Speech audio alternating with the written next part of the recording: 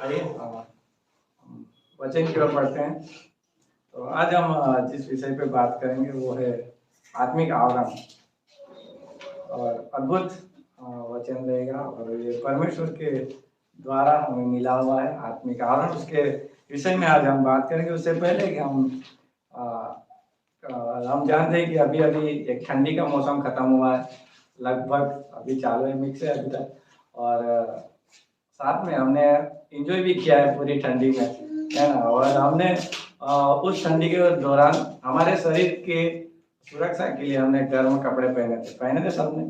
Yes, क्या ना, गर्म कपड़े पहने थे, जैकेट, स्वेटर इत्यादि बहुत सारी चीजें ऐसे हमने अपने शरीर को हमने क्या किया था, सुरक्षित रखा था ठंड की वजह से, है ना। तो क्योंकि हम उस मौसम में बीमार ना पड़े, हमारा स्वास्थ्य अच्छा रहे, इस हिसाब से हमने क्या किया था, हमारे शरीर को सुरक्षित रखा था। और वैसे ही अभी हम धूप का समय आएगा, फिर उसके बाद बारिश का समय आएगा, और सेम उसी तरह से हम अपने शरीर को क्या करेंगे, सुरक्षित रखेंगे अलग अलग माध्यमों के द्वारा। और हम जानते हैं कि हमारे पास सिर के ऊपर छत भी है, हमारे पास घर है, और हम शरीर पे कपड़े पहनते हैं, और शरीर के लिए हम अच्छा भोजन भी लेते हैं, हम शरीर को पालन पोषण भी करते हैं। और इसका एक कारण है, क्योंकि हमारा जो शरीर वो स्वस्थ रहे, है ना। अगर हम कुछ दिनों के लिए या कुछ समय के लिए घर से बाहर ही खड़े रहे, एक ही जगह पे खड़े रहे, खाए ना पिए ना, बारिश में धूप में, तो क्या होगा, कुछ समय के बाद हम बीमार हो सकते हैं। क्योंकि हमारे पास बाहरी आवरण नहीं है ना, हमारे पास सुरक्षा नहीं है। तो वैसे ही कि हमें हमारे शरीर की सुरक्षा के लिए हमें आवरणों की जरूरत होती है, घर की जरूरत होती है, कपड़ों की जरूरत होती है। तो क्यों, ताकि हम क्या कर सके, हम सुरक्षित रह सके, हमारा जीवन एक व्यवस्थित रह सके। इसलिए हमें बाहरी आवरण की, शरीर की सुरक्षा के लिए जरूरी है। तो वैसे ही हमारे आत्मिक जीवन के लिए भी आत्मिक आवरण की जरूरत है, जो परमेश्वर ने हमारे लिए इस बाइबल में रखे हुए हैं। और वो जो आवरण है, एक विश्वासी को जानना बहुत जरूरी है। तो वो हम विश्वासी को, हमारे प्राणों को, हमारे आत्मा की सुरक्षा के लिए आत्मिक आवरण की आवश्यकता है, बहुत जरूरी है। तो आइए हम वचन पढ़ते हैं, शुरुआत करते हैं। उत्पत्ति की पुस्तक, उसका 3रा अध्याय और उसका 6ठी पंक्ति और 7वीं पंक्ति पढ़ेंगे। तो यहाँ पे लिखा है, अतः जब स्त्री ने देखा कि उस वृक्ष का फल खाने के लिए अच्छा और देखने में मन भाव और बुद्धि देने के लिए चाहने योग्य भी है, तब उसने उसमें से तोड़कर खाया और अपने पति को भी दिया और उसने भी खाया। 7वीं पंक्ति, तब उन दोनों की आंखें खुल गई और उनको मालूम हुआ कि वे नंगे हैं, इसलिए उन्होंने अंजीर के पत्ते जोड़ कर लंगोट बना लिए। तो हम ये पूरी यहाँ की घटना हम जानते हैं कि किस प्रकार से तब को मना किया था। लेकिन उससे पहले हम जानते हैं कि परमेश्वर ने जो आदम को बनाया था अपने स्वरूप और समानता में, यानी कि उसके पास महिमा थी, है ना, जो परमेश्वर के समान थी, और उसका जो स्वरूप था वो परमेश्वर की तरह था। तो वो परमेश्वर के साथ मेल मिलाप करता था। उसके पास एक आत्मिक आवरण था, महिमा का आवरण था उसके पास, वो सुरक्षित था। लेकिन जैसे ही उसने परमेश्वर की आज्ञा का उल्लंघन किया, शैतान की बातों में आया, उस आवरण से बाहर निकला, तो वो क्या हुआ, पाप में फंसा।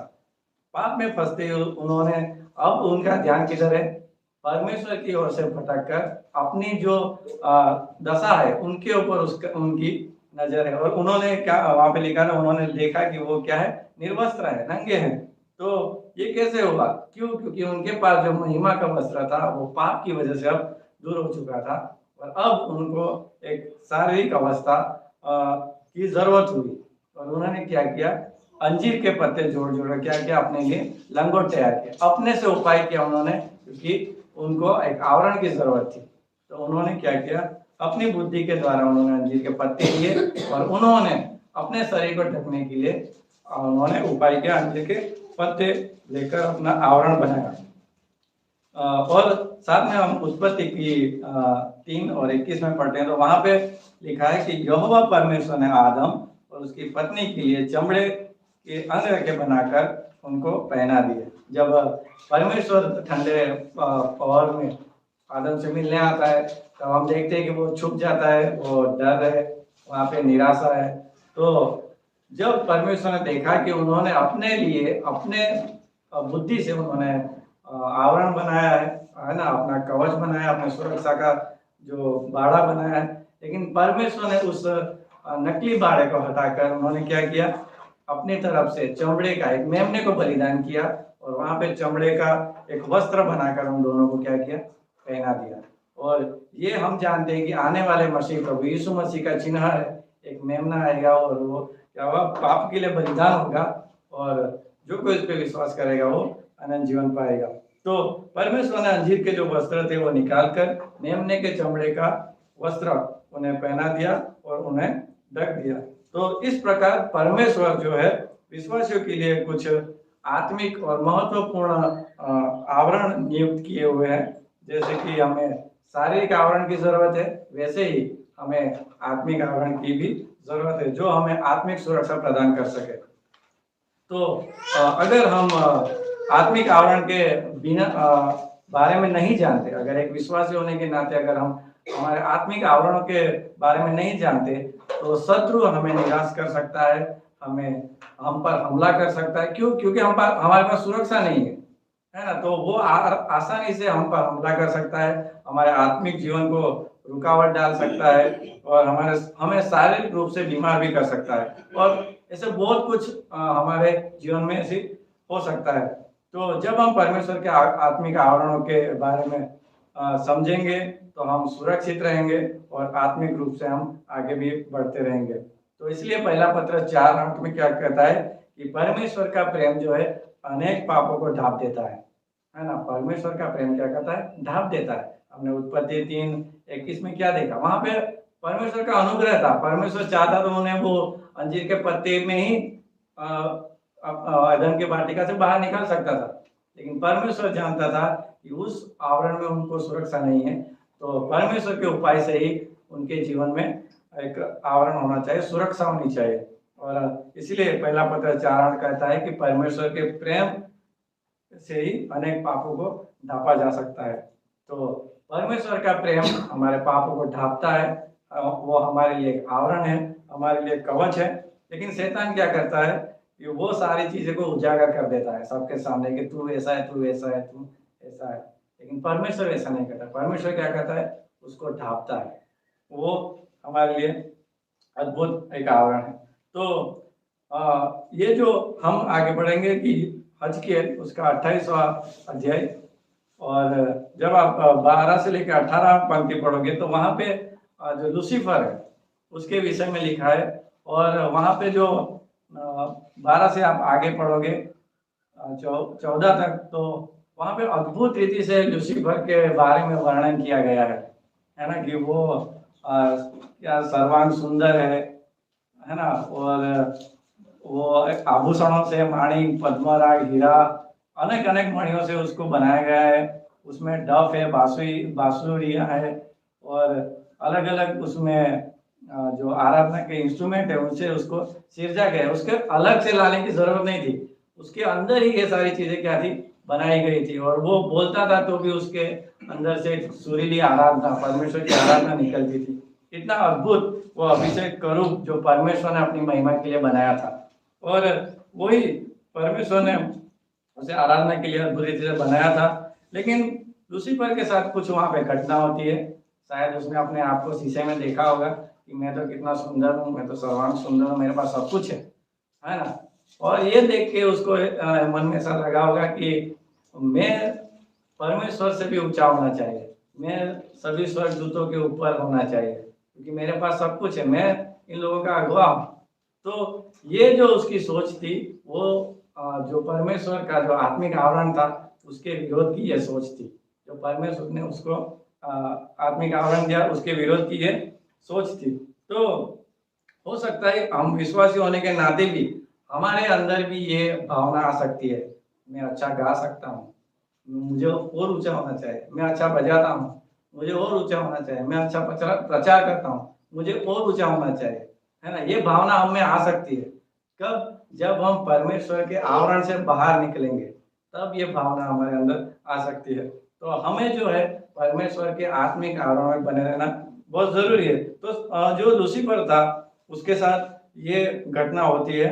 और उसके अंदर पहला जो आप 28 का 70वीं पंक्ति पढ़ोगे तो वहां पे उसका मन फूल गया, मतलब कि उसने अपने आप को देखा और उसके अंदर एक घमंड आया, और ये घमंड एक गिरने का स्थान बना।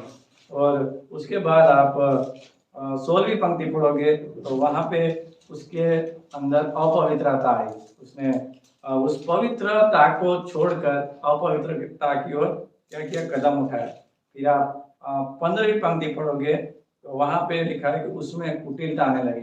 कुटिलता मतलब क्या है कि उसने जानबूझकर सोच लिया है कि मैं यही करूंगा, उसको पता है ये गलत है फिर भी वो वही करेगा, तो वो उसको कुटिलता बोला जाता है। और वो उसने वहां पे किया, उसने विरोध किया परमेश्वर का। और जब आप 16वीं पंक्ति पढ़ोगे तो वहां पे उसके अंदर नकारात्मकता आई। तो जब लूसीफर ने अपने बारे में सोचा, उसके अंदर ये 4 चीजें आई, तो उसने 1/3 स्वर्गदूतों को भी है ना बहकाया, और उसी के साथ उसने क्या किया, अपने साथ जोड़ लिया। तो ये एक घटना है जो लूसीफर के जीवन में हुई। और जब लूसीफर ने परमेश्वर के आत्मिक आवरण को छोड़ा तो उसके जीवन में कुछ बातें हुई। पहली कि उसकी परमेश्वर के साथ कोई संगति नहीं थी, अब वो आवरण से बाहर निकल गया और अभी उसके परमेश्वर के साथ कोई संगति नहीं। दूसरा, उसे पृथ्वी पर फेंक दिया गया। पहले वो कहाँ था, है ना, परमेश्वर के नीचे, दूसरा स्थान मानो, है ना, वो परमेश्वर की आराधना करता था, वो पवित्र स्वर्ग में आराधना करता था। वहां से उसको फेंक दिया गया पृथ्वी में, जहाँ पे उसका कोई नाम नहीं है।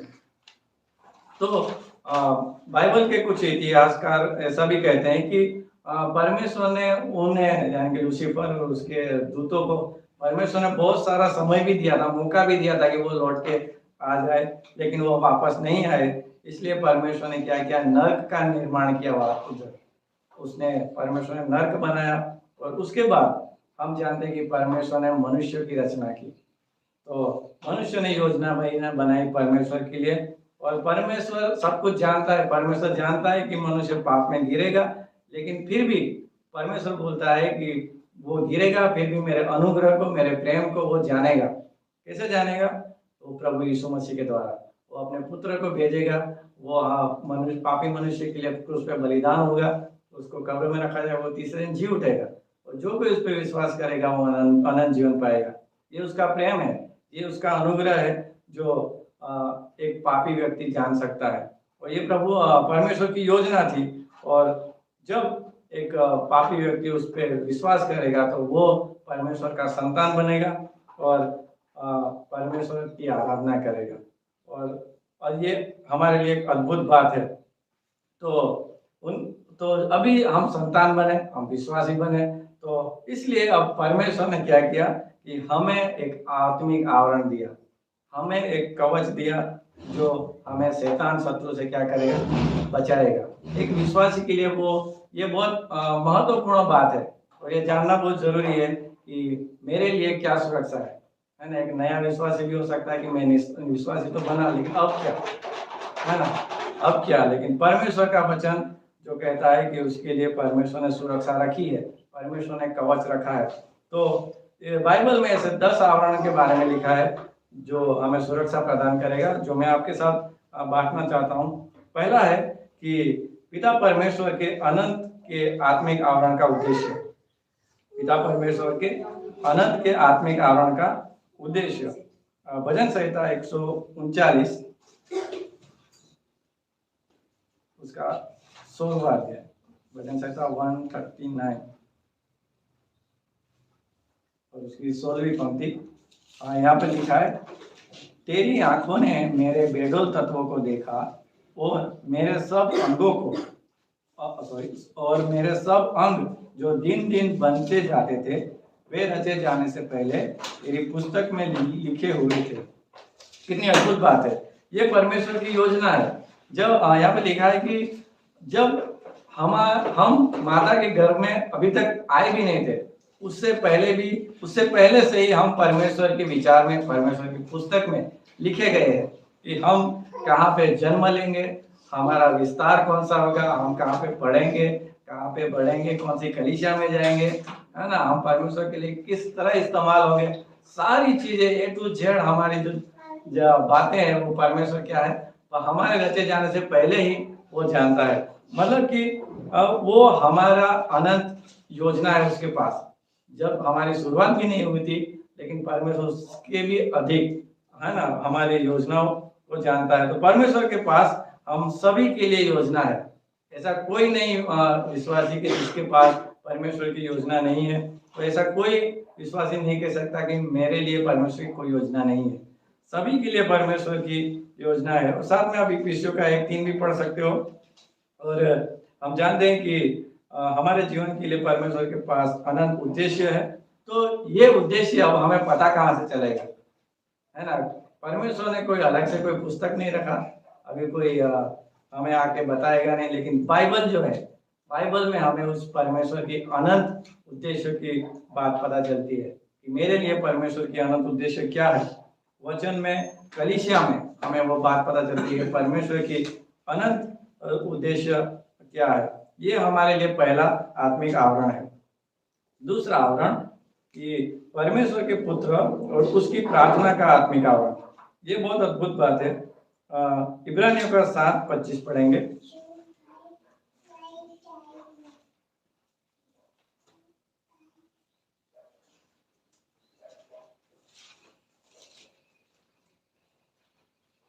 यहाँ पे लिखा है, इसीलिए जो उसके द्वारा परमेश्वर के पास आते हैं वह उनका पूरा पूरा उद्धार कर सकता है, क्योंकि वह उनके लिए विनती करने को सर्वदा जीवित है। यहाँ पे प्रभु यीशु मसीह के बारे में लिखा है कि जो भी उसके पास आता है उसको वो पूरा उद्धार कर सकता है, और वह उनके लिए विनती करने के लिए सर्वदा जीवित है। हम जानते हैं कि प्रभु यीशु मसीह आज स्वर्ग में है ना, परमेश्वर के दाहिने हाथ में बैठा है, और वो वहां पे क्या कर रहा है, हमारे लिए प्रार्थना कर रहा है ना, हमारे लिए वो सुरक्षा का मार्ग तैयार कर रहा है।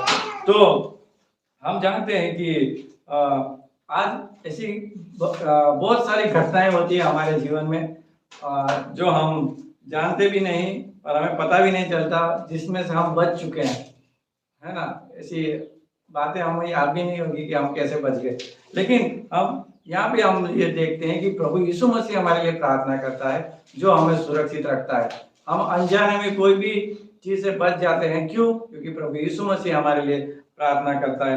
हमें बुरी घटनाओं से हम बच जाते हैं। क्यों? क्योंकि प्रभु यीशु मसीह हमारे लिए क्या कर रहा है, प्रार्थना करता है। तो ये है हमारे लिए दूसरा आवरण, जो कि प्रभु यीशु मसीह हमारे लिए क्या करता है, परमेश्वर के सम्मुख प्रार्थना करता है। तो ये हम एक विश्वासी के लिए अद्भुत आवरण है। तीसरा आवरण पवित्र आत्मा का आत्मिक आवरण और उसकी स्वर्गीय अगुवाई। पवित्र आत्मा का आत्मिक आवरण और उसकी स्वर्गीय अगुवाई। तो हमने दो आवरण देखा कि परमेश्वर योजना बनाता है और पुत्र क्या करता है, प्रार्थना करता है ना। और तीसरा कि पवित्र आत्मा हमें क्या करता है, मार्ग दिखाता है, अगुवाई करता है, मार्गदर्शन देता है। तो यूहन्ना 16वां अध्याय और उसका 13वीं पंक्ति पढ़ेंगे। तो यहाँ पे लिखा है यूहन्ना 16:13, परंतु जब वह अर्थात सत्य का आत्मा आएगा तो तुम्हें सब सत्य का मार्ग बताएगा, क्योंकि वह अपनी ओर से न कहेगा, परंतु जो कुछ सुनेगा वही कहेगा और आने वाली बातें तुम्हें बताएगा। कितना अद्भुत है कि पवित्र आत्मा है ना, जो सत्य का आत्मा है, वो क्या करेगा, हमें मार्ग बताएगा कि इसी पे चलो, है ना। हम अपने विचार से, हम अपने सोच से ये आत्मिक जो यात्रा है उसमें नहीं चल सकते। हमें किसकी आवश्यकता है, पवित्र आत्मा की अगुवाई की आवश्यकता है। और इसलिए आप साथ में यशाया 61:1-4 और लूका 24 और 49 भी आप पढ़ सकते हो। तो ये तीन जो मुख्य अद्भुत सुरक्षा है जो परमेश्वर की ओर से हमें मिली है। पहली कि परमेश्वर की योजना, दूसरी कि प्रभु यीशु मसीह हमारे लिए प्रार्थना करता है, और तीसरी कि पवित्र आत्मा हमें क्या करता है, अगुवाई करता है। और ये अनंत की सुरक्षा है। तो विश्वासियों के लिए ये सुरक्षित रखा गया है एक बाड़े के समान, है ना। ये तीन जो आवरण है, जो मुख्य आवरण है, जो एक विश्वासी के लिए सुरक्षा का बाड़ा है। अय्यूब के विषय में आपने सुना होगा कि जब शैतान परमेश्वर के सम्मुख जाता है तो वहां पे परमेश्वर अय्यूब की तारीफ करता है। तो शैतान बोलता है कि तूने उसके चारों ओर बाड़ा लगाया ना, इसलिए वो इतना आशीषित है, इसलिए वो इतना फलवंत है। तो परमेश्वर ने इसी तरह से ये हर एक विश्वासी के चारों ओर परमेश्वर का बाड़ा है, जो शैतान से हमें क्या करता है, सुरक्षित रखता है। तो ये बाड़े में एंटर होने के लिए शैतान को क्या करना पड़ेगा, परमेश्वर से परमिशन लेना पड़ेगा। वो ऐसे ही हमारे जीवन में नहीं आ जाता, वो ऐसे ही हमें नुकसान पहुंचा नहीं आ जाता जब तक परमेश्वर उसको अलाउ ना करे, उसको अनुमति ना दे। और हम जानते हैं कि परमेश्वर उसे तभी अनुमति देगा जब एक विश्वासी उसका सामना वचन से करने के लिए परिपक्व होगा, तभी परमेश्वर उसको आज्ञा अनुमति देगा कि जा, तू वहां जा सकता है। जैसे अय्यूब के लिए भी उसने आज्ञा दी, परमेश्वर ने दिया, परमिशन दिया, जा। क्यों? क्योंकि वो अय्यूब जो खड़ा था, वो वचन में परिपक्व था, उसको पता था कि मेरी सुरक्षा कहाँ है, मेरा कवच कहाँ है, मेरी सुरक्षा और मेरा आवरण कौन सा है। तो इसलिए अय्यूब वहां पे बना रहा, और ये परमेश्वर को पता था, वो क्योंकि वो सर्वज्ञानी परमेश्वर है, और इसलिए उसने क्या किया, शैतान को अनुमति दी। तो वैसे ही परमेश्वर हमारे जीवन में शैतान को आने की अनुमति तभी देता है जब हम परमेश्वर के वचन के द्वारा उसको सामना करने के लिए परिपक्व होंगे, तभी परमेश्वर क्या करता है, शैतान को अनुमति देता है। तो ये जो है, ये चौथा आवरण है जो हमें तीसरा आवरण है जो हमें दिया गया है। चौथा आवरण कि परमेश्वर के वचन के द्वारा ज्योति की आत्मिक आवरण। अभी चौथा आवरण जो है परमेश्वर का वचन। तो वचन जो है वो हमारा कवच है, इसलिए ये बाइबल हमें दिया गया है। परमेश्वर ने क्यों दिया है ना, उसका भी एक कारण है, क्योंकि हम एक विश्वासी क्या करें, इसके ऊपर भरोसा करके हम अपनी आत्मिक यात्रा कर सकते हैं, क्योंकि ये हमारी ढाल है। वचन से 119 और 130 पढ़ेंगे।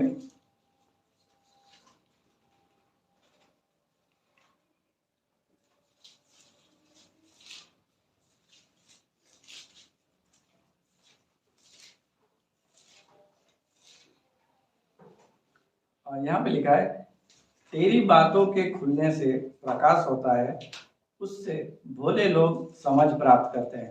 कितनी अद्भुत बात है कि जब परमेश्वर के वचन का खुलासा होता है तब प्रकाश होता है ना। और क्या लिखा है, उससे भोले लोग समझ प्राप्त करते हैं।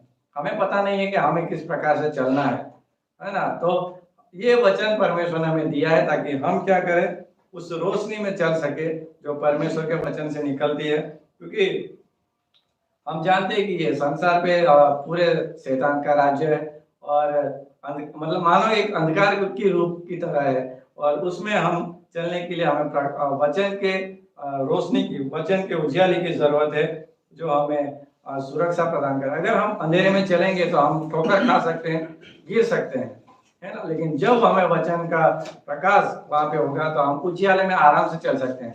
हमें पता होगा कहाँ पत्थर है, कहाँ खड्डा है, कहाँ कुछ भी जो हमें हानि पहुंचा सकता है, वो हमें पता रहेगा। कब? जब हम वचन के प्रकाश में चलेंगे। तो वचन सिर्फ उजियाला या रोशनी ही नहीं देता, लेकिन सुरक्षा भी लाता है, और हमें मार्ग में ठोकर खाने से बचाता भी है। तो यीशु मसीह हमारे लिए एक उत्तम उदाहरण है। जब यीशु मसीह इस धरती पे थे, जब शारीरिक अवस्था में, तब उसकी परीक्षा हुई शैतान के द्वारा, और हम जानते हैं कि यीशु मसीह ने वहां पे जो उसका जवाब दिया वो सिर्फ और सिर्फ वचन से दिया। उसने कहा, लिखा है, लिखा है, लिखा है। उसका उसने विरोध नहीं किया, है ना। उसने नहीं बोला कि हाँ मुझे दिखाना हो तुझे, नहीं, लेकिन उसने किया कि लिखा है, लिखा है ना, वचन में लिखा है। और शैतान का सामना उसने कैसे किया? वचन से ही किया। तो वचन को हमें हल्के में नहीं लेना चाहिए, ये हमारी सुरक्षा के लिए है। तो अब सवाल ये होता है कि हम वचन सीखे कहाँ से? तो परमेश्वर का अनुग्रह है कि हमारे कलीसिया में बाइबल कॉलेज है, कि जिसमें हम इस वचन को सीख सकते हैं। और रविवार की सभा है, बुधवार की सभा है, और बाइबल स्टडी है। बहुत अलग अलग माध्यम हमारे जो कलीसिया में है, उसमें हम क्या कर सकते हैं, परमेश्वर को वचन को सीख सकते हैं, है ना। हम घर पे पढ़ सकते हैं, लेकिन और अधिक हम जो सीखना चाहते हैं तो वो बाइबल क्लास में हम सीख सकते हैं, और अधिक गहराई से उसको जान सकते हैं। तो शैतान जो है वो वचन को चुराना चाहता है ताकि हमारा विश्वास कमजोर हो जाए, क्योंकि वचन से शैतान भी डरता है ना। वचन की तलवार है, इसलिए रोमियो 10:17 क्या कहता है कि अतः विश्वास सुनने से और सुनना मसीह के वचन से होता है। अगर हमारे अंदर वचन ही नहीं रहेगा तो हमारे अंदर विश्वास भी नहीं रहेगा, हम कमजोर हो जाएंगे। और इसीलिए शैतान का फोकस होता है कि वो वचन को चुराए। लेकिन हमें क्या करना है, वचन को पढ़ना है, उस पर मनन करना है ना, बाइबल क्लास में जाना है, वचन को अधिकार से सीखना है, तब हम क्या करेंगे, परिपक्व होंगे और तो शैतान का हम सामना कर सके। तो ये एक विश्वासी का चौथा आवरण है कि वचन जो हमें प्रकाश देता है और आत्मिक आवरण को हमें आत्मिक आवरण की सुरक्षा प्रदान करता है। पांचवा आवरण कि छुटकारे का आत्मिक आवरण, धार्मिकता का वस्त्र। तो तीतुस उसका 3रा अध्याय 5 से 7 पंक्ति पढ़ेंगे।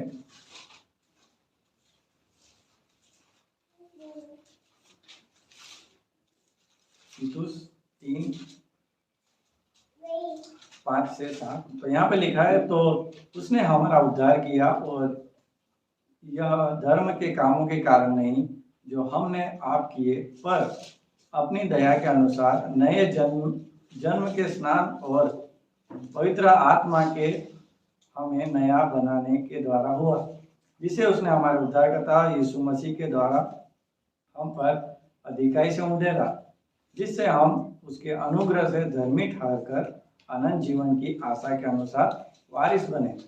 तो हम जानते हैं कि बाइबल में 3 थोपा जाना के विषय में हम बाइबल क्लास में सीखे हैं। तो हम जानते हैं कि आदम का जो पाप था वो पूरी मानव जाति के ऊपर थोपा गया, और मानव जाति का जो पाप था वो प्रभु यीशु मसीह पर थोपा गया, और जो यीशु मसीह की जो धार्मिकता थी वो उस पर थोपी गई जो उस पर विश्वास करते हैं। तो अभी वचन में क्या लिखा है कि हम उसके अनुग्रह से धर्मी ठहराए गए हैं। तो जैसे आदम हवा ने पाप किया और परमेश्वर ने मेमने की खाल से उनके लिए वस्त्र बनाए, तो ये आने वाले मसीह का चिन्ह था। और नए नियम में यीशु मसीह आया और उन्होंने ये क्या, अपना बलिदान दिया, पवित्र बलिदान दिया, और जो कोई उस पर विश्वास करता है वो क्या है, अनंत जीवन पाता है, उसको वो धार्मिकता दी जाती है। और ये जो धार्मिकता है वो अनंत अनंत की धार्मिकता है, वो हमारा आवरण है। और इसी धार्मिकता की वजह से अब हमारा न्याय कोई नहीं कर सकता।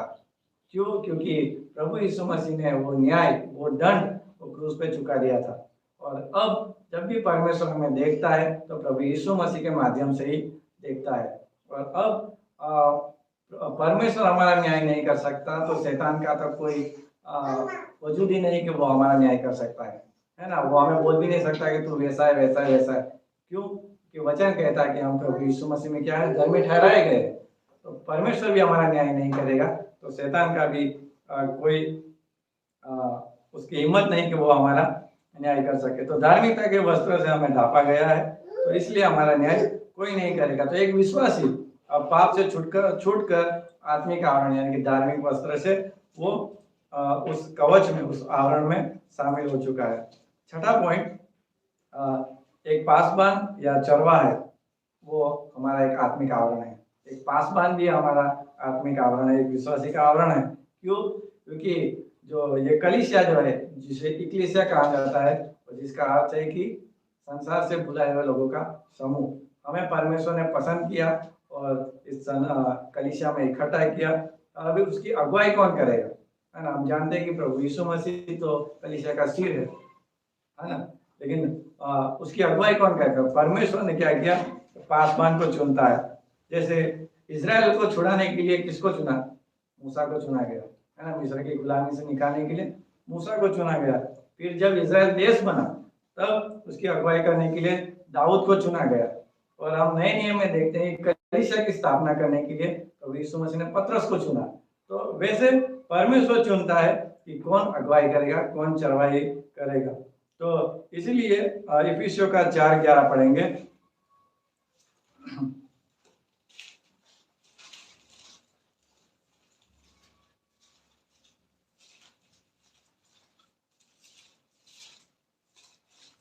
तो वहां पे लिखा है कि उसने कुछ को प्रेरित नियुक्त करके और कुछ को भविष्यवक्ता नियुक्त करके और कुछ को सुसमाचार सुनाने वाले नियुक्त करके और कुछ को रखवाले और उपदेशक नियुक्त करके दे दिए। तो शुरुआत में जो प्रेरित और जो भविष्यवक्ता नियुक्त किए गए हैं उसकी आज उनकी जो पद है वो आज नहीं है, क्योंकि उनके लिए कुछ आवश्यकता होनी चाहिए बाइबल के अनुसार।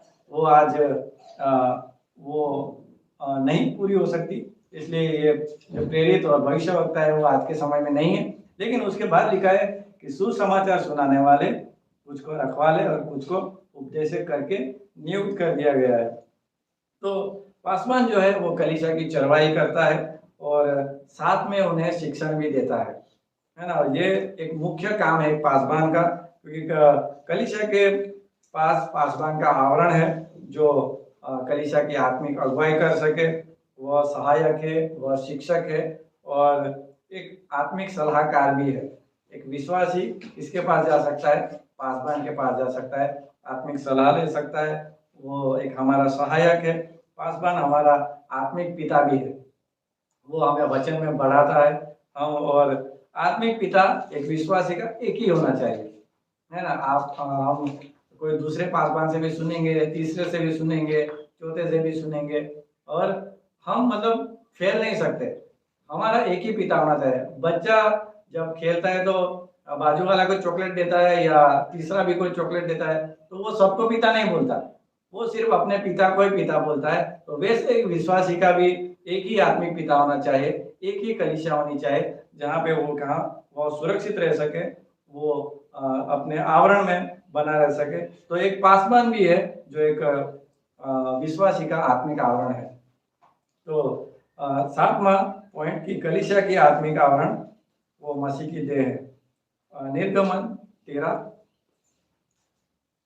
कलीसिया भी एक विश्वासी की आत्मिक आवरण है। तो निर्गमन का 13वां अध्याय और 21 से 22 पंक्ति,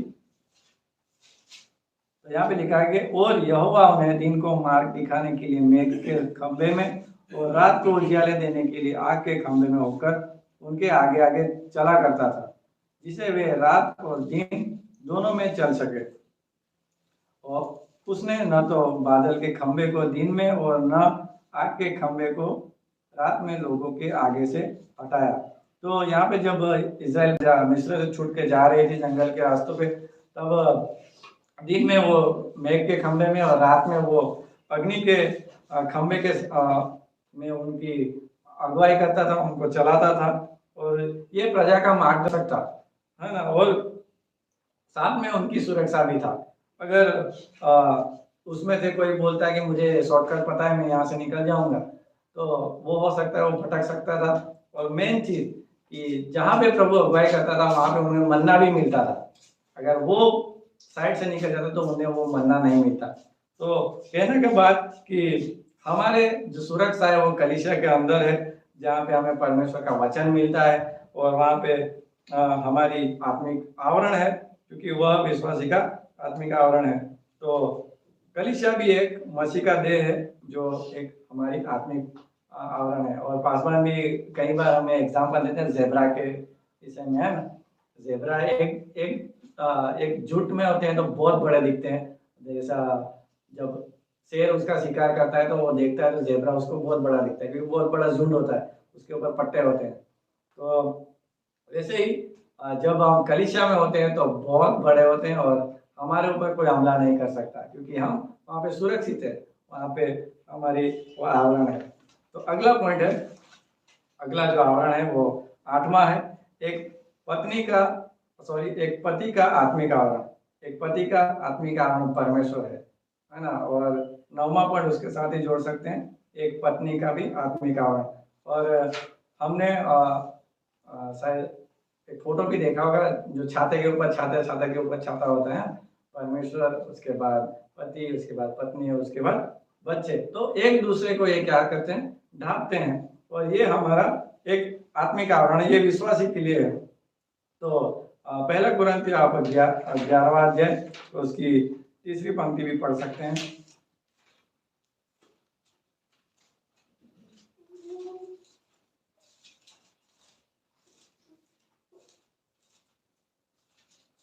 और यहाँ पे लिखा है कि परंतु मैं चाहता हूँ कि तुम यह जान लो कि हर एक पुरुष का सिर मसीह है और स्त्री का सिर पुरुष है और मसीह का सिर परमेश्वर है।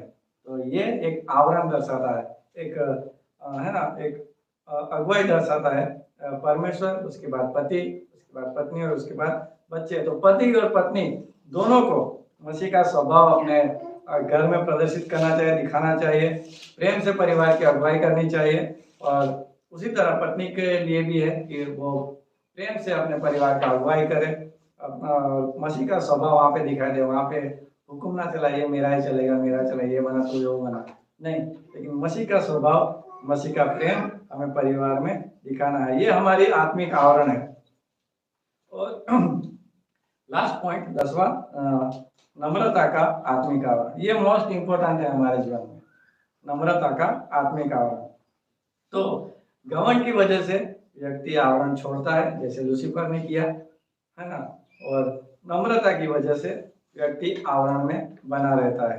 तो शैतान ने घमंड से ही अपने आवरण से उसने विरोध किया, वो बाहर निकल गया। लेकिन जहाँ अधीनता होती है वहाँ पे सुरक्षा होती है। तो नीति वचन उसका 6ठा अध्याय और 16वीं और 17वीं पंक्ति पढ़ेंगे।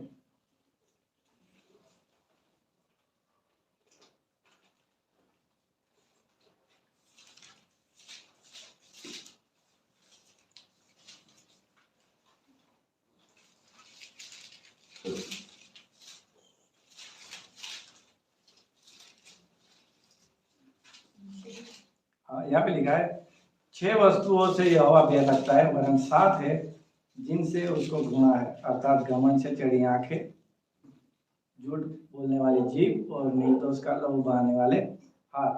तो ये जो चीजें है वो परमेश्वर को घृणा, उस परमेश्वर से भय रखता है। और जब हम कवच या आवरण से बाहर निकलते हैं तो शैतान हमारा ऐसे ही कामों में इस्तेमाल करना चाहता है जिससे परमेश्वर घृणा करता है। वो नहीं चाहता कि हम परमेश्वर की महिमा करें, इसलिए परमेश्वर की आवरण से हमें क्या करना है, उसको बाहर निकालने की कोशिश करता रहता है।